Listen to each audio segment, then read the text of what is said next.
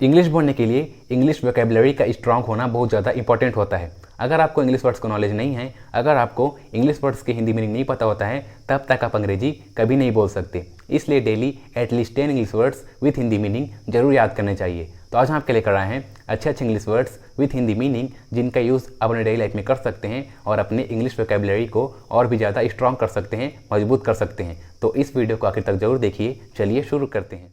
पहला English word है amiable. Amiable का हिंदी मतलब होता है पसंद किए जाने योग्य या मनभावना या सुशील। एग्जाम्पल देखिए, there are many amiable butterflies on the tree. There are many amiable butterflies on the tree यानी पेड़ों पर बहुत सारे मन को लुभाने वाली तितलियां है। अगला एग्जाम्पल देखिए, Naveen has an amiable personality and he attracts everyone. Naveen has an amiable personality and he attracts everyone यानी नवीन का व्यक्तित्व बहुत ही सुशील है, बहुत ही मनभावना है और वह सभी को आकर्षित करता है। अगला इंग्लिश वर्ड है परसिक्यूट। परसिक्यूट का हिंदी मतलब होता है सताना या अत्याचार करना। परसिक्यूट का हिंदी मतलब किसी को सताना या अत्याचार करना होता है। एग्जाम्पल देखिए, we should not persecute the birds and the animals. We should not persecute the birds and the animals यानी हमें पक्षियों और जानवरों को नहीं सताना चाहिए। अगला एग्जाम्पल देखिए, nobody should be persecuted for his weak situation. Nobody should be persecuted for his weak situation यानी किसी को भी उसकी कमजोरी स्थिति के लिए सताया नहीं जाना चाहिए। Nobody should be persecuted for his weak situation. अगला इंग्लिश वर्ड है कन्फाइंड। कन्फाइंड का हिंदी मतलब होता है सीमित रहना या अंदर रहना। एग्जाम्पल देखिए, we are confined to home due to the lockdown. We are confined to home due to the lockdown यानी हम लॉकडाउन के कारण घर तक ही सीमित रह गए हैं। अगला एग्जाम्पल देखिए, Naveen was confined to the four walls of their house after the vacations of school.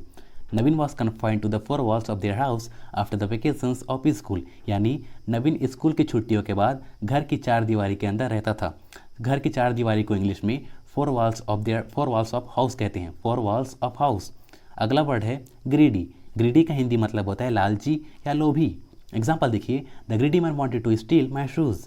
The greedy man wanted to steal my shoes यानी एक लालची व्यक्ति मेरे जूते को चुराना चाहता था। अगला एग्जाम्पल देखिए, the greedy cat wanted to eat the pieces of the chapati. The greedy cat wanted to eat the pieces of the chapati यानी लालची बिल्ली रोटी के टुकड़ों को खाना चाहती थी।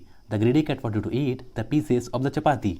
इस तरह से इंग्लिश वर्ड्स का यूज़ आप अपने डेली लाइफ में कर सकते हैं और अपने इंग्लिश वोकैबुलरी को और भी ज़्यादा स्ट्रॉन्ग कर सकते हैं। आगे देखते रहिए और भी अच्छे अच्छे इंग्लिश वर्ड्स हैं।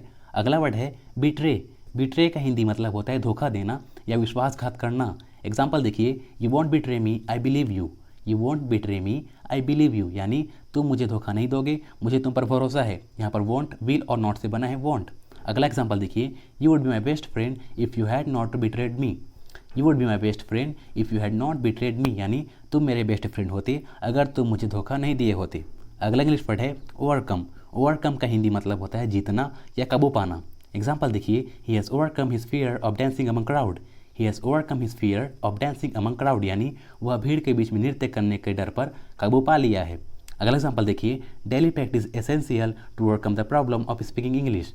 Daily practice is essential to overcome the problem of speaking English यानी इंग्लिश बोलने के डर से काबू पाने के लिए रोजाना अभ्यास बहुत जरूरी है। अगला इंग्लिश वर्ड है हील। हील का हिंदी मतलब होता है भरना या ठीक होना। एग्जाम्पल देखिए, the bound of my hand has healed. The bound of my hand has healed यानी मेरे हाथ का घाव भर गया है या ठीक हो गया है। बाउंड का हिंदी मतलब होता है घाव। अगला एग्जाम्पल देखिए, his broken leg has healed now. His broken leg has healed now यानी उसका टूटा हुआ पैर अब ठीक हो गया है।